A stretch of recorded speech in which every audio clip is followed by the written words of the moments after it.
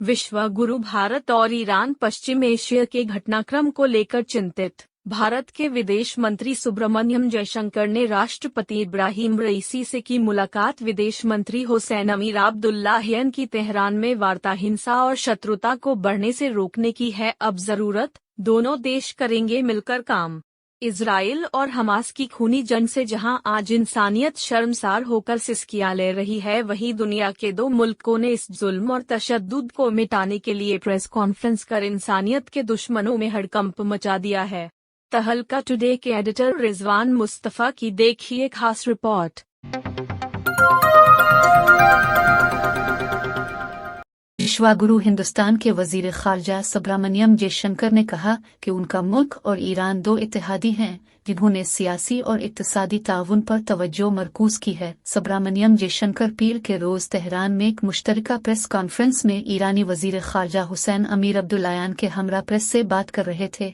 शुमाली ममालिक तक रसाई हासिल करने के लिए ईरान की सलाहियतों को इस्तेमाल करने की हिंदुस्तान की ख्वाहिश का इजहार करते हुए उन्होंने कहा कि दोनों रियासतों का नुक्ता नज़र एक जैसा है। चाबहार की तरक्की और मुश्तरका मंसूबों को मुकम्मल करने के लिए एक अच्छा रोड मैप तैयार किया गया है। मिस्टर जयशंकर ने कहा कि ईरान और हिंदुस्तान दोनों मगरबी एशिया में होने वाली पेशरफ्त पर फिक्रमंद हैं और तशद्दुद और दुश्मनी को बढ़ने से रोकने की ज़रूरत पर जोर दिया। जहाज रानी की सनत को लाहिक खतरात का मुकाबला करने की ज़रूरत पर जोर देते हुए उन्होंने कहा कि भारत पर कई हमले हो चुके हैं जो तशवीशनाक है और इससे भारत के तवानाई और इक्तिसादी मुफादात मुतासिर हुए हैं। ईरान के वजीर खारजा हुसैन अमीर अब्दुल्लाहियन ने खित्ते में जहाज रानी की सनत की सलामती पर जोर दिया, तेहरान की हिमायत का इजहार किया और अमेरिका और बरतानिया को खबरदार किया कि वो यमन पर अपने फौजी हमले बंद कर दे। ईरानी वजीर खारजा हुसैन अमीर अब्दुल्लाहियन ने कहा कि इस्लामी जमहूरिया पूरे खित्ते में जहाज रानी की सलामती की सख्ती से हिमायत करता है। हम अमेरिका और बरतानिया को खबरदार करते हैं कि वो यमन और गजा के खिलाफ जंग बंद करें। कोई फौजी हल नहीं। गजा पर सेहूनी हुकूमत की जंग के जवाब में यमनी फोर्सेस बहरा अहमर में इसराइली बहरी जहाज़ों पर हमले कर रही है। अमेरिका और उसके इत्तेहादियों ने एक नई समंदरी तख्लीक की है।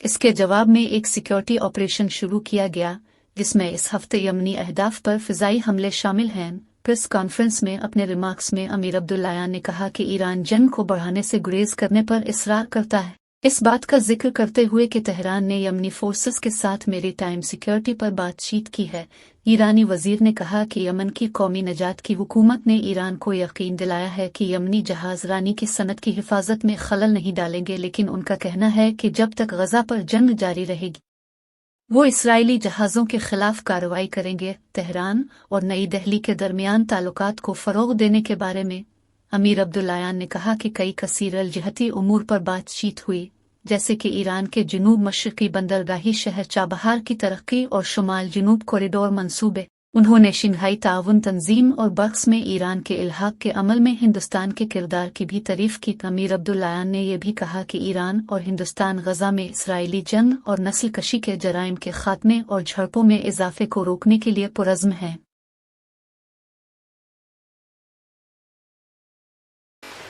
At the outset, let me underline that this visit gave me an opportunity to personally convey our condolences to my counterpart on the recent terrorist attack in Kerman. Prime Minister Modi has written to President Raisi in this regard as well. My discussions today benefited from the fact that our countries have maintained a regular momentum of high-level interactions. Prime Minister Modi and President Raisi recently met at Johannesburg. Our leaders have been in frequent touch through letters and phone.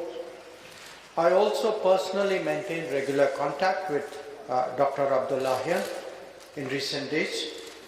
We also held our Foreign Office consultations just 2 months back.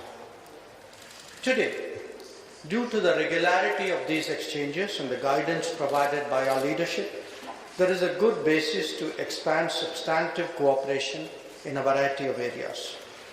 The Foreign Minister and I specifically focused on its political and economic aspects, but naturally there were other domains as well. Our people-to-people contacts have long been a strength. Iran and India are united by our deep cultural, literary and linguistic ties, which create a unique foundation for increasing exchanges of tourists, students, artists, athletes and scholars. We discussed how we can better link our cultural and educational institutions. Let me share with you all that the Government of India has decided to include Farsi as one of the 9 classical languages of India in our new education policy.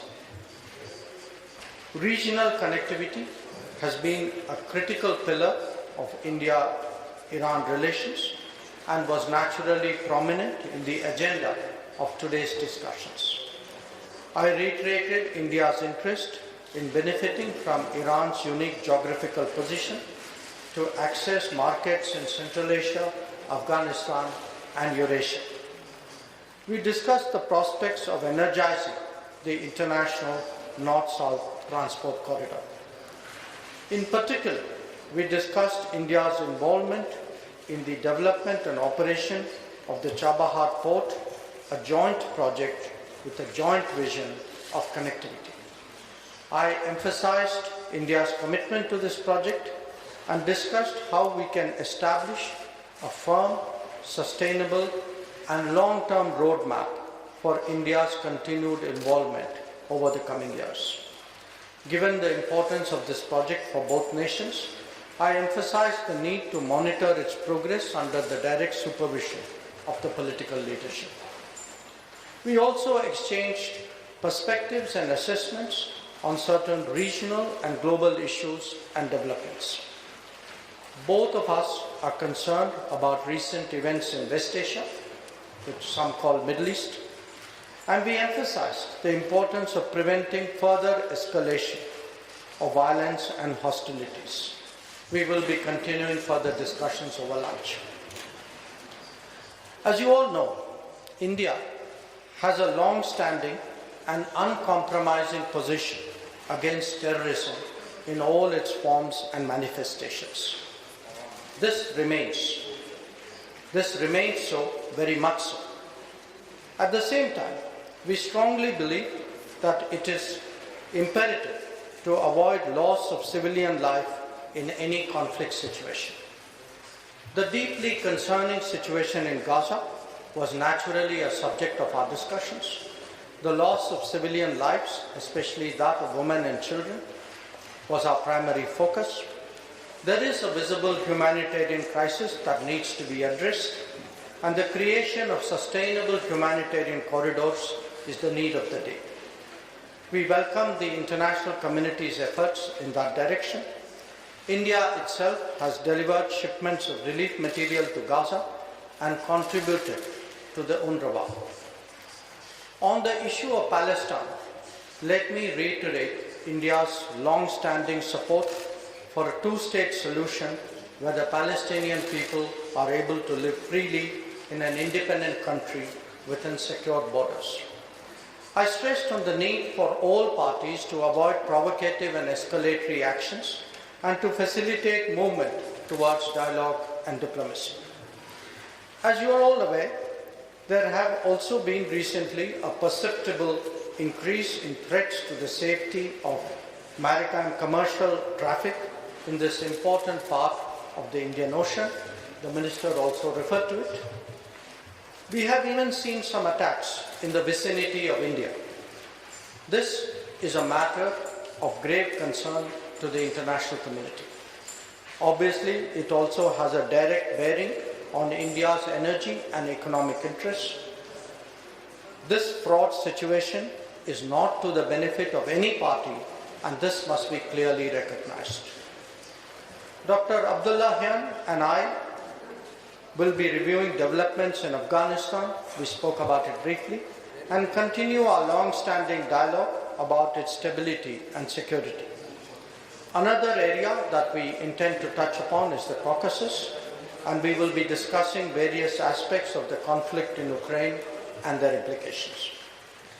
This is my first visit to Iran after its membership of the BRICS was approved in September 2023 in South Africa. As a strong advocate of Iran's joining, India was particularly pleased with the outcome. We also work closely together in the SCO and in multilateral organizations. Both of us will be present in Kampala soon for the NAM summit. This tradition of multilateral cooperation is a natural reflection of the strength of our bilateral ties. We also very much appreciate Iran's contribution to the voice of the Global South summits that were convened by India last year. Friends, I am confident that today's exchanges will give momentum to our bilateral cooperation and also further enhance our understanding of each other's positions on important regional and global issues. India and Iran are two old friends who have always viewed each other's growth and prosperity as contributing to their own. Our partnership and our regular consultations have a particular value in the volatile and uncertain world that we currently see. I thank you all for your attention.